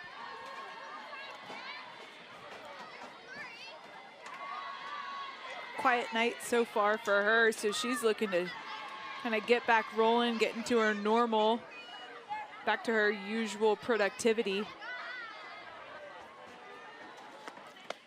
2-0 the count. And it's a strike. UCF coming into this weekend with a 1-game lead over Wichita State. The Shockers are in Greenville, and boy, they made quick work of East Carolina. They have just finished off East Carolina 24-1 the final in Greenville. There's a fly ball to left as Shotpucker flies out for the 2nd out of the inning. The Shockers offense has been clicking, and Addison Barnard has been a big part of that. She had 4 for 4 with 7 RBIs. in that game. The Shockers scoring a school record 24 runs. They hit 10 home runs as a team. Wow. School record, and they've won their 9th straight. So they are clicking on all cylinders. They take care of the Pirates in the first game of that 3-game series. That's in Greenville. As Searcy now with 2 outs. First pitch. That sounds more like batting practice. A little bit, right? But it shows the strength of the American, which I think some of the nation doesn't really get. The American is the 6th strongest conference in the American. Wichita, remember, got to the regional final last year in Norman and scored a ton of runs on Oklahoma. That turned into a football scores there where they played up there. And I think that's some of the chip on the shoulder within the league. I think with UCF and Wichita State and South Florida, those are 3 teams that made the tournament last year. All of them got to the regional final. You know, Coach Paul Malone makes a quick point to mention UCF got to a regional final against Florida State, who ended up playing for the national title against Oklahoma. Oklahoma was the team that beat Wichita State in the regional final. It just tells you how tough it is, the road to Oklahoma City. Absolutely, and you know, it takes more teams like UCF, like Wichita State, playing that out-of-conference schedule against SEC teams, just like UCF has done, ACC teams, just like UCF has done, and been successful to hopefully give them more opportunities to host and go deep into the postseason. Searcy with a base hit here to left field, a 2-out single for Kennedy Searcy, her 2nd hit of the ball game, and the Knights have a runner at first with 2 outs. Searcy just kind of pushing this ball through and lifting it right over Edwards' head over at short, finding the perfect spot between left field and shortstop to get her safely aboard. So now jaded Cody will come to the plate. Cody was hit by a pitch and then had a RBI single back in the 3rd inning to left field that gave the Knights at the time a 1-0 lead. It was her 61st RBI. She was right behind Addison Barnard, but Barnard, with her 7 runs batted in now, is near 70 for the year. And those two will face each other next weekend in Wichita, which is going to be a lot of fireworks in that one between these 2 teams. 1-0 the count to Cody, with Searcy at first. The 1-0. Up and in, 2-0. But as you mentioned earlier, as a team, you got to focus on what you can control right now. You can't worry about scoreboard watching or watching what the other teams are doing, correct? Yeah, you definitely keep that right in the back of your mind, but your focus really needs to be the here and now. This game, this pitch, this at-bat, this inning. It's a strike, 2-1 the count. Yeah, let us media people worry about all that, right? Well, what's so interesting about next weekend, and you know, if UCF is able to take care of business here, and then if Wichita State takes care of business against ECU, it's going to be just a dogfight in those games and really fighting for a lot. But what's so fun about it is that that's what you work for as an athlete, is to be in those moments where you're prepared, and both teams are prepared. It's really going to be which team has those timely hits, which team executes, gets the bunt down, manufactures the runs, and just fight it out through those games. The 2-2 pitch to Cody from Pocop is fouled off. You know, sometimes you get towards the end of a conference season and you have to see, oh, well, this team beat that team so that we can be in first place, or can that team sweep this team, and all these if, ands, and situations that could happen. But what's so neat is that UCF will be in control of their destiny on how the conference season closes out. 2-2 pitch. Cody gets jammed and fouls it off. And as an athlete, that's all you could ask for, That right? is exactly what you want. You want it in your hands. You don't want to see what other teams do have an effect outside of that series. You want to be in control. You want to be in command, and to have the opportunity to win a conference by the way that you play that weekend. 2-2 the count here to Cody. He's been fouling pitches off here against Pocop. Searcy at first, 2 outs here in the 5th.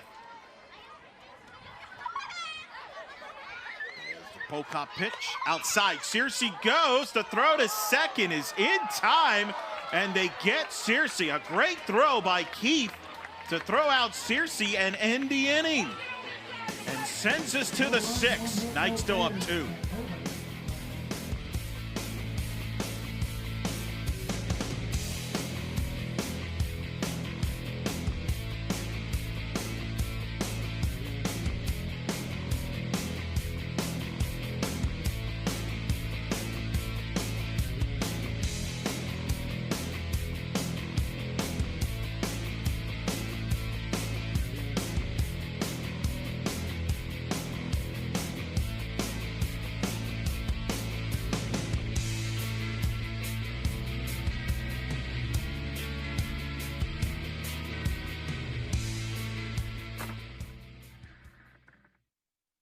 I'm here with center fielder Jeffrey Pena. Jeffrey, what artists are on your pregame playlist?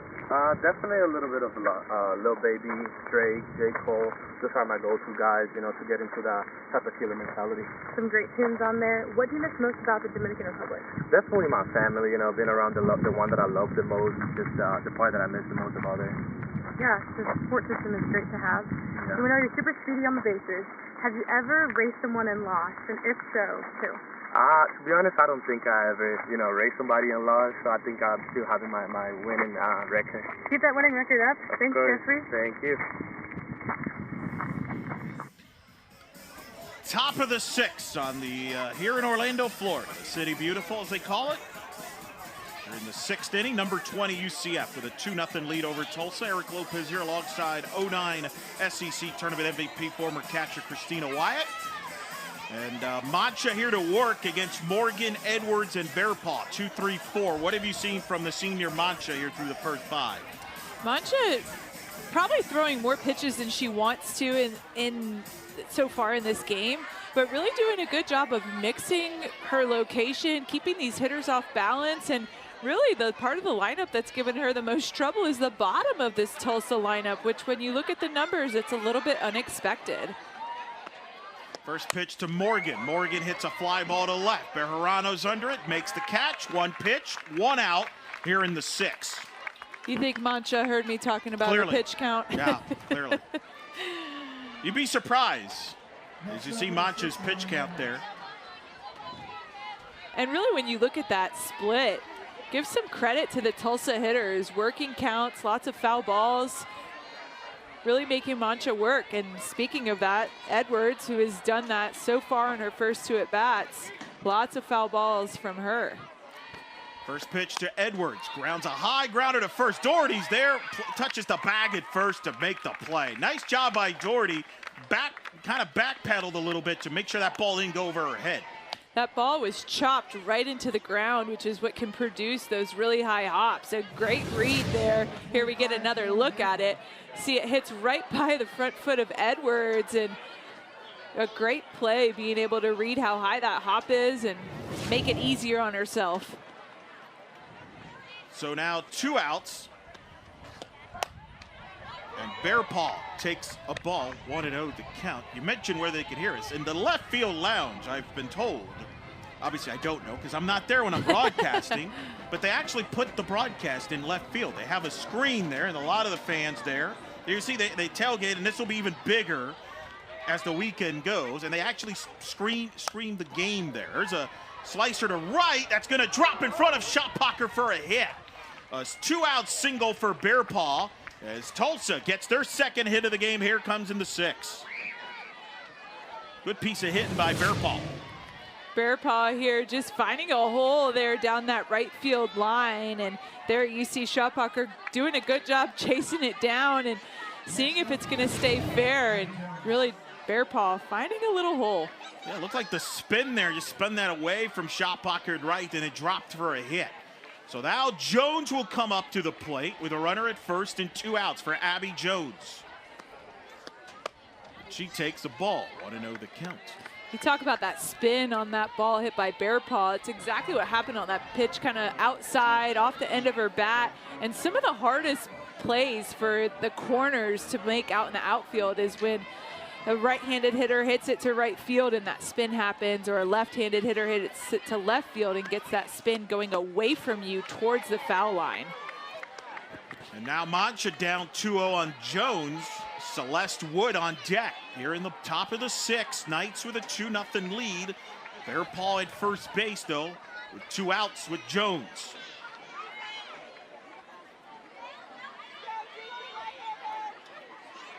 Gianna on the 2-0.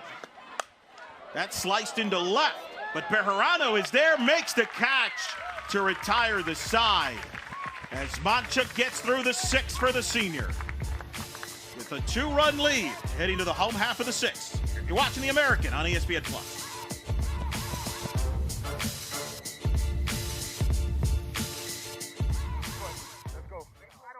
Nah, let's go. If you had to fight an animal to the death and you only got to choose between 2, a wolf and a giraffe, Yo, which one are you picking? I'm gonna go with the. You're not thinking about it enough. You're already trying to give your answer. You got to think about it a little bit. All right, what am I like? Am I in a box? How big a giraffe is, nor do you realize how big a wolf is. The wolf So that is big thing's right away. wow. It don't matter. Done. No. All right. What you got, giraffe? You taking the giraffe or wolf? What you taking? You got to think about it. A wolf is a trained killer. I'm going with a wolf. I'm gonna just out of there. Oh.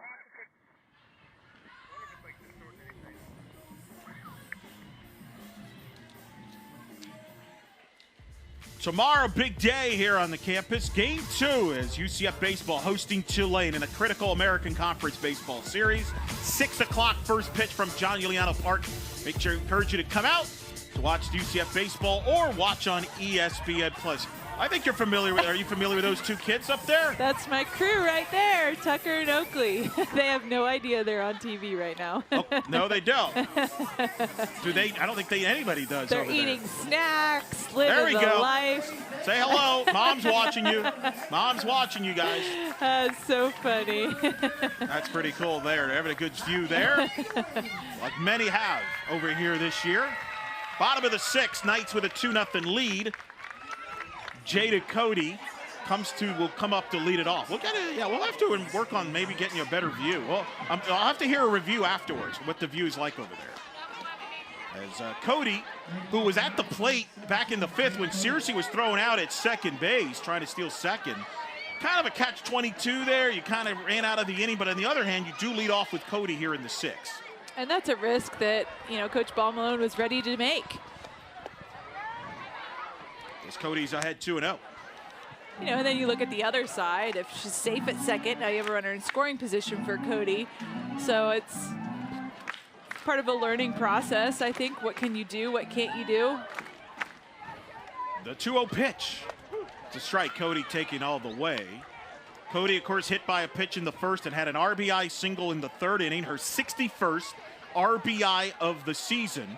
That's the 2nd most by any UCF Knight player in the 20-plus year history of UCF softball program. As the 2-1 is outside 3-1 is Stephanie Best, 66 in 2003. So it's a 19-year-old record that Best has that Cody's chasing.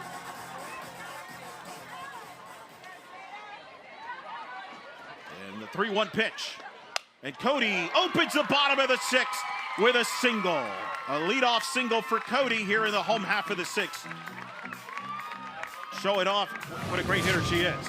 Cody just doing what she does, finding this pitch over the plate, driving it in that 5-6 hole. No play for anyone.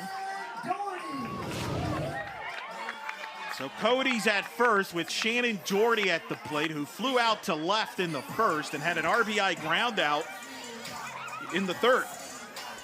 That's all the scoring that has taken place to this point. Knights with 2 runs, 4 hits, no errors. Tulsa with no runs, 2 hits, no errors. Here in the bottom of the 6th. First pitch to Doherty, swings away, hits a high fly ball to center, but playable as Morgan is under it to make the catch for the first out here in the 6th.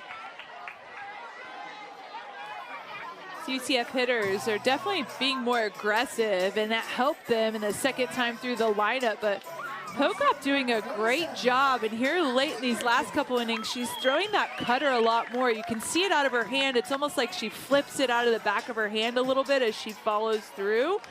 And really, it's unexpected. I've even seen Riley behind the plate just have a hard time catching some of the balls because they're not where they're maybe supposed to be. Well, she gets Griffin to pop up foul territory. Coming over to making the catch is Norwood, who bumps into Riley Keith, but holds on to it and gets Griffin to foul out. And I think Coach Stripowitz says, I don't care if Riley Keith knows where the pitch is going. As long as the Knights don't know where it's going, it's been successful. Absolutely. I mean, and that just shows you how good Riley Keith is behind the plate and working with Pokop, but a tough pitch to handle back there. And sometimes you just, as a catcher, try to make it as good as you can, even though you might be out of position. But really neat story by Coach Strimple, how they developed that pitch that, you know, for Pokop, that curveball was getting hit a lot. So she said that she actually was catching for Pokop and said, let's try something different.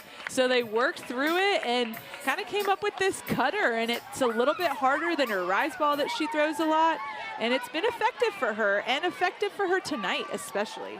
Elise Volpe here to pinch hit for Bejarano in the 6th spot. So Volpe here to hit. Takes the first pitch, ball 1. She has missed some time with an undisclosed injury, but she's back healthy now and a big boost to their offense, hitting .326 on the year. And she hits here with a runner at first and 2 outs in Cody. The 1-0.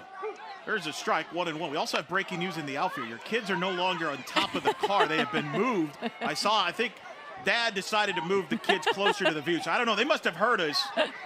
They might be now closer to the fence in the outfield. Who knows? They could be running circles around Dad. 1-1 the count. And Volpe slices one to right, but playable as Bearpaw makes the catch to retire the side. We head to the 7th. UCF with a 2-0 lead.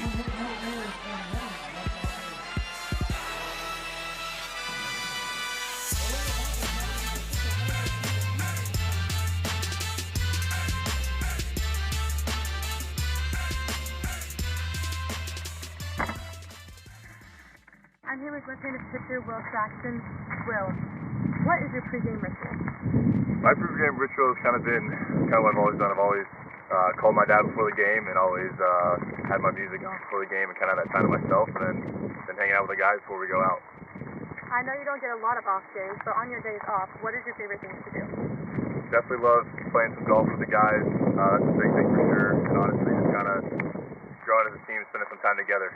I know you have a lot of time during the game to cover. What do you guys do in the bullpen during the game? Well, hopefully we're usually winning by a good amount, so we can maybe play some games and something like that. We got definitely some fun games, but then also obviously staying locked into the game and talking to each other about that. Well, thanks, Will. Good luck. Thank you. And come out to the Plex this tomorrow, game 2 of this series between Tulsa and UCF, 4 o'clock. Make a note of that, 4 o'clock Eastern start time here at the Plex, UCF and Tulsa in game 2 of this 3-game series. Come out to the Plex to support the Knights here in their final weekend of senior weekend, or check us out on ESPN Plus. There we go. We got an update on the kids there. Now they're holding hands, so that's good teammate work there. While the dad is picking up, looks like some food maybe. I don't know. Yeah, Ryan's always bringing the snacks for the kids. Oh, look how cute they are. They're holding hands. I like that responsibility. Don't run. Nope. Hold that first. Don't be a pinch runner right now. Nope. Give the pause stop sign here. Oh, those are my cuties. They're a little bit on edge like some of the others here in the attendance here tonight.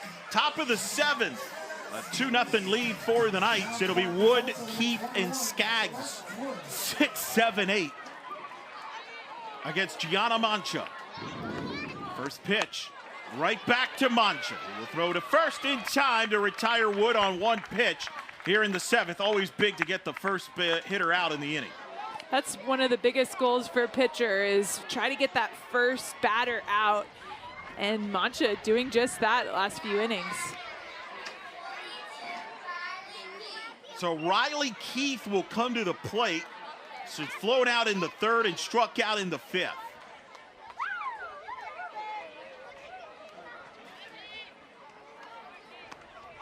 First pitch is a strike. I could see now that the kids and the dad are moving to left field. They're kind of like, it's kind of like, you know, we have advanced analytics now. Well, they're moving towards left field. They're just positioning themselves. They're out here. I think Ryan's just trying to keep them busy and entertained. 4-1. That's a lot to keep up with. There they are, moving around. There's the 0-1. Keith hits one to right center. That ball is hanging, and Rowe is there to make the catch. Janisha Rowe, all the way from center, makes the catch for a big second out. Rowe doing a great job tracking that ball. As Keith hit it, it looked like it might have had her burned, but she does a great job tracking it down, being able to read the wind and how that ball might flutter a little bit. A big play out there in center field. Well, we've seen this too. We saw this on the Doherty ball earlier in the game. The wind has caught some of these fly balls today and knocked it down and kind of let it hang there, and that helped Rowe there. So the Knights now, and out of the way, as Skaggs will come to the plate. There's the wind. It's been a factor. Skaggs, the wind's been blowing in most of the night. Skaggs doubled in the third, grounded out in the fifth inning to second base. As Mancha, first pitch to Skaggs is low, and of course you got Jackson on deck, the number 9 hitter, and you mentioned this is the part of the order that's given Mancha fits tonight. They've done a great job here at the bottom part of the lineup, seeing good pitches, battling in at bats. Of course, Skaggs had that double, probably with one of the harder hit balls that Tulsa's hit this evening. They've done a great job. That ball is hit to center. That ball is carrying Rowe back at the warning track, makes the catch to end the game. And the Knights take game 1 of this 3-game series 2-0 to win their 40th game of the year. What a play though by Rowe to end it. Rowe, really, like you said, the wind, a big factor, turning left, turning right, and being able to track it down. What a great play to end this game.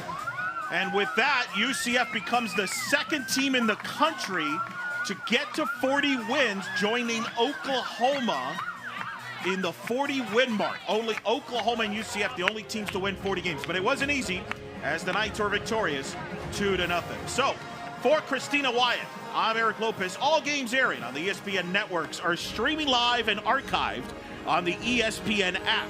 This has been a presentation of ESPN. So long from Orlando, Florida, where the final score, number 20 UCF 2, Tulsa 0. Knights improved with their 40th win of the year. Good night from Orlando.